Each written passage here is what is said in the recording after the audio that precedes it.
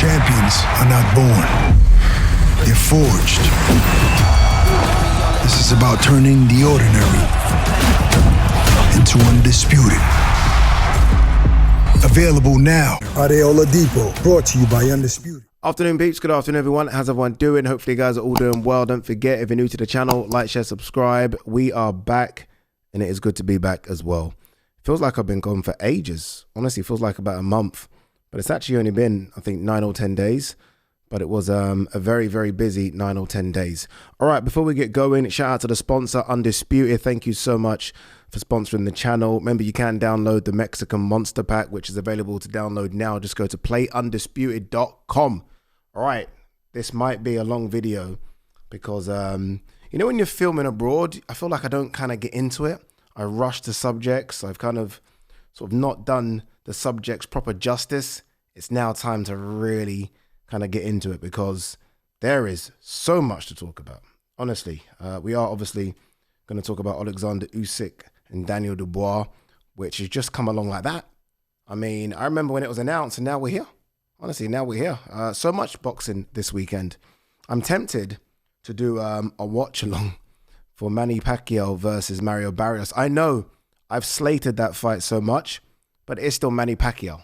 And by the way, do not sleep on Famulele Cafu against Jesse Baron Rodriguez. Cafu can fight. Is he as skilled as Jesse? Obviously not, but he can fight. I mean, he's a tough dog. This ain't going to be easy. And like I said, they've announced Bam versus Martinez for November. And if I'm Cafu, I'm like, wait a minute. So you're announcing a fight before you fight me. That gives me 10% more. That gives me an extra 10%. Like, that motivates you. But anyway, look, we'll get to all that. There's a lot to talk about. Let's start here, actually. Very important. I wrote it down just because I don't want to forget. My live show, the Green Chair Live. A lot of you guys have purchased tickets. Thank you so much. September 4th, King's Place in London. I am going to do one up north before the end of the year as well. I say up north. I'm trying to think. Maybe up Newcastle. Maybe somewhere up there. But for those of you that can make this one, tickets are still available. The link to the tickets is in the description. September 4th, King's Place, London. As much as I have said, it will be me and a host of special guests. I don't want it just to be guests. I do want it to be me and you guys. Again, you guys just asking me questions, me answering the questions the best way I can, and a few guests. So maybe like 4 or 5. A few of you have asked me how long it will be. I think we get an hour and a half, 2 hours. So there's a lot of time to be had. All right. Tszyu seeks alternate ending in Sebastian Fundora rematch. Yeah, I don't know. Honestly, I don't know about this. I think Fundora right now is hot. Honestly, he's hot. He's probably the best 154-pounder out there right now. And that's a big compliment considering who's in that weight class. I mean, there are some killers in that weight class. But I think Fundora just, I mean, right now, I mean, when you're high, you're high. And that boy is high. Free agent Shakur Stevenson continues call for Gervonta Davis fight. Did you see, I mean, I'm sure you guys have seen it, that back and forth with Conor Ben, Ariel Helwani had them both in the studio. That was incredible. I love that kind of stuff. I love it. I love the fact that Conor Ben put it on him. I love the fact that Shakur Stevenson responded. Honestly, I love it. And everyone's talking about it now. All of a sudden, that's how you make a fight, right? Everyone is now like 1 second. And if you're Shakur Stevenson, look, I've spoken to Shakur many times about going to 140. And he's like, no, I'm perfect for 135. You know, sometimes you don't have to keep jumping weight classes. Remember, Shakur's come down from a smaller weight class. But he might look at Conor Ben and he sized him up and they sized each other up and he said, you're not that big. And I've always said this about Conor. Conor's not the biggest welterweight, let alone Conor trying to fight at 160. So look, do I think that it could happen? Yeah. I mean, I think we've seen this now. Anything can happen with Turkey's influence. Do I think it will happen? No. But I'm not mad at it. I'm not mad at it. I mean, Conor will try and take his head off and Shakur Stevenson will probably just outbox him. But I'm all for it. I think the build-up would be that, what we saw. And I'm all for that. Like, who wouldn't want a bit of that? So, look, we'll see what happens. As for realistic opponents for Shakur Stevenson, I mean, I guess the obvious one's Floyd Schofield. Like Gervonta Davis might do time. That's so Gervonta, and look, Gervonta seems to be the type of person, and I felt this now for about a year, that he might just walk away from the sport of boxing anyway. He seems kind of disinterested in it. So if you're Shakur, you're probably looking at a Floyd Schofield. Obviously, there is no more Loma. He's not going to fight Keyshawn. You'll look at what happens with Abdullah Mason, Sam Noakes. So there are routes there, but who knows? Maybe we do have a crazy situation where we get Shakur Stevenson versus Conor Benn, because Conor Benn doesn't look like right now as I'm filming this, that he's going to fight Chris Eubank Jr. Chris Eubank Jr., I don't know what's going on, but someone's stalling. Someone's stalling somewhere. And I don't mind the stalling, by the way, because I've said that I think both of these guys should go their separate ways now. But we'll get to it. Let's now talk about the big one. This Saturday, Olkesandr Usyk bidding to become undisputed, as is obviously Daniel Dubois. And I saw their little face-off outside Wembley Stadium. And Daniel Dubois was kind of in Olkesandr Usyk's face, sort of screaming and shouting. And Olkesandr Usyk was just stone. And I was like, yeah, he's locked in. Like, that switch has been turned on. And he is now fully locked in. And where I've been giving Daniel Dubois a chance, and I still do give him a chance, because I don't know how much all those things mean. You know, in face-offs, when someone looks away, and I asked Carl Frampton about this, and he said it don't mean shit. But there is something about me. My thinking was maybe Usyk's kind of underestimating Dubois a little bit. So like maybe Usyk's now looking at this is just bonus time. Like he achieved everything he needed to achieve, right? Cruiserweight, unit undisputed. As an amateur, absolutely everything. As a heavyweight, absolutely everything. So he's almost now like, yeah, whatever. Now I might just collect some more money and collect some more wins. I don't think that's his mentality. I think he now thinks, I'm going to destroy you. I'm going to destroy you for getting in the ring after I beat Tyson Fury and stealing my limelight. I'm going to destroy you because all your team has done in the last 8 months is fucking replayed this so-called low blow. Was it low? Was it not? And I'm going to destroy you because second time round, I work out my opponents a lot better. And I think we've seen that with AJ to an extent maybe. And we've certainly seen it with Tyson Fury, right? Where he seems to like, okay, now I know what you're doing. I can see what you're doing. But yeah, he's locked in. Honestly, he's locked in. And to be fair, Daniel's locked in as well. That's Daniel's version of being locked in. It's different. Not everyone can be just stoic like that. Daniel does now have a voice and he does scream and shout. We've seen it against Jarrell Miller. We saw it against AJ. That's just who he is now. He's his own person. So maybe that helps Daniel get hyped. But I think Usyk looks really good. I'm hearing good things about sparring, which, to be fair, I never hear bad things about sparring. Although I did see a little nick under his eye about a month ago. But I think he's ready. I really do. I think he's ready. Age, I said, is a good equalizer in this. 38 is 38, people. 38 is 38. And David Haye made a very good point. David Haye was like, when he got older, and look, David Haye's body broke down early, right? But David Haye said it wasn't necessarily the hard fights that caused Haye a problem. It was the training camps.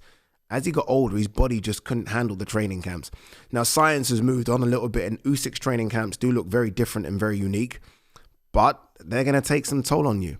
They're going to take some toll on you. And the Fury fights did take a bit out of him as well. So, look, it's going to be intriguing. I can't wait for it. I'm working on the event. It's a good team as well. I think you guys, I can't really say what the team is, but it's a good team. I think you guys are going to enjoy the broadcast. And I think it's a good undercard as well. I think we've become so, I don't know what it is, spoiled maybe with these Riyadh season Ring Magazine card undercards that were like, everything else is shit. No, this is good. Like, it's solid. Is it as good as the Ring Magazine one on the weekend? No, that was fucking incredible. Honestly, that was incredible. But you don't know how the fights are going to play out until they play out. So we can, that's rubbish, that's rubbish. They could all be fights of the years. You just don't know how they're going to play out. So, look, I can't wait for it. I look forward to it. Katie Taylor, Amanda Serrano 3 averaged nearly 6 million viewers. I don't know if that's good or bad. I'm not quite sure. Bear in mind, obviously Jake Paul, Mike Tyson was something ridiculous, wasn't it? And because Katie Taylor, Amanda Serrano was co-main event, you know, people tuned in early and saw those two. And I think it was something like, was it 50 million or something? I don't know what represents a good number when it's not sort of pay-per-view. Still don't know, right? So yeah, I'm actually speaking to Nikisa today when me and Ariel do our show. I don't know when you guys are watching this, but I'm filming this at 5 p.m. We're speaking to Nikisa around 10:30. And I'll ask him the question, like, there must have been conversations beforehand. Okay, this sort of represents a good number. Me and Ariel said 10. So this is like nearly half that. So I'm not sure. Edgar Berlanga didn't want to be in the ring, says Tim Bradley. You know, I've been seeing so much like other boxers coming out and like talking about sort of no, you know, people going too hard on Berlanga and this and that. And like, normally I would agree, but Berlanga did say a lot of shit before the fight. A lot. And look, I said Berlanga was selling the event, and he did. But when you talk like that and you lose or get knocked out like that, expect there to be some sort of backlash. Expect it. Like, he was saying some wild stuff on the Breakfast Club. Like, yeah, these UK guys, he didn't say guys, use another word starting with N. These UK guys are soft, they're pussy, they're this, they're that. When they come over to New York, you can tell, when I go over to the UK, I'm this, I'm that, I'm going to knock him out. So when you say all that, and then you get knocked out, you have to expect a little backlash. You have to. I'm sorry. If you win, you're going to get all the plaudits like, oh my God, he talked the talk and he walked the walk and he delivered. If you lose and you walk out with Fat Joe and Remy Ma, and he should, or at least the people trying to defend him should understand that he's going to get a little bit. Like, he was very vocal in the build-up. And again, look, I think it's good because it sells the fight. But there's also the other side of, shit, what if you lose? And not if you lose a war. Like, okay, say it was a war between the two and there's an incredible fight of the year, and like it could have gone either way. A bit like Matias Puello, then okay, cool. But when you lose and it's kind of one-sided like that, you should expect a bit of backlash. I think so anyway. I can't, like, I'm very, I don't like to dig out boxers because I don't do it, and what they do is incredible. And sometimes when I'm nervous on screen, I'm like, my God, how do the boxers feel? And I go back and I see them, and you know, they're all busted up, and fucking some of them on the way to the hospital. So I always will show them respect. But at the same time, if you are doing that and you get iced out, you're gonna get some heat. Eddie Reynoso, starting now, I'll be working with a team I can 100% supervise. Obviously, Reynoso is getting a lot of stick about these failed drug tests. And look, you're the head of that camp. That's the issue.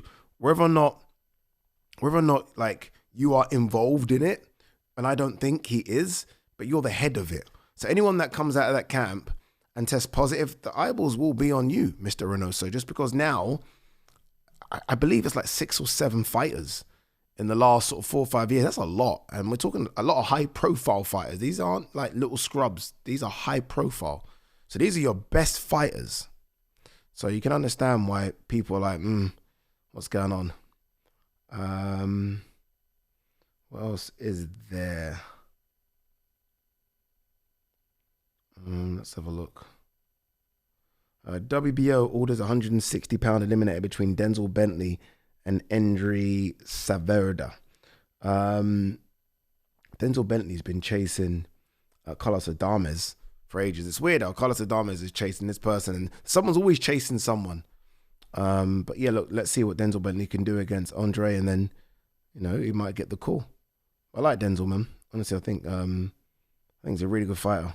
I think he went into his last fight and there's so much pressure because of that loss to Heaney. But it looks like he's back. All right, I'm just checking to see if there's anything else. I don't want to miss stuff because we're back in the chair. I can talk for as long as I want. Arnold Barboza Jr. It's time to move up to welterweight. Okay. I didn't look at him as the biggest 140-pounder, to be honest with you. All right. I mean, they know, right? I mean, the fighter knows how much taking the weight off them sort of affects them fight night. And Barboza, to be fair, looked really bad against Tszyu, like really bad. So, yeah, I mean, and he'll probably look at the 147 division. And I've said this, now with Boots gone, it's not open season, but there's a lot of guys up there that actually are 140 guys. Like, there's a lot of 140 guys up there. So you'll probably think that there's no big bully at 147. It's not like, oh my God, this guy's too big, too strong. There isn't that anymore. So I guess this is your time to jump if you're going to jump. We'll end on this one. Hamza Shiraz deserves shot at Canelo Alvarez in 2026, says Turkey. I would prefer to see Hamza versus Chris Eubank Jr. Like, I think that's the fight, really. Like, we're making fights for Canelo, and Canelo's not had his super fight yet. Again, it's very risky, this stuff. If Canelo loses to Terence Crawford, Canelo's not fighting again. I don't think, unless it's a rematch with Crawford. Do you know what I mean? I just don't see it happening. So if this is a case based on the fact, like, if Canelo wins, and if Canelo wins, yeah, I mean, Hamza should be right there. But I would prefer to see Hamza go in with Chris Eubank. Obviously, if Chris doesn't fight Conor, which I don't think he should, because Chris should go up to 168, Hamza versus Chris over here is a massive fight. Honestly, it's a massive fight. And for I remember speaking to Hamza about this, and I said, at the time, there's so much Hamza wants to fight Chris. I said, this was before the Carlos Adames fight. I said, world title fight or Chris Eubank? He said Chris Eubank. All right, guys, girls, peace and love. Champions are not born. They're forged. This is about turning the ordinary into undisputed.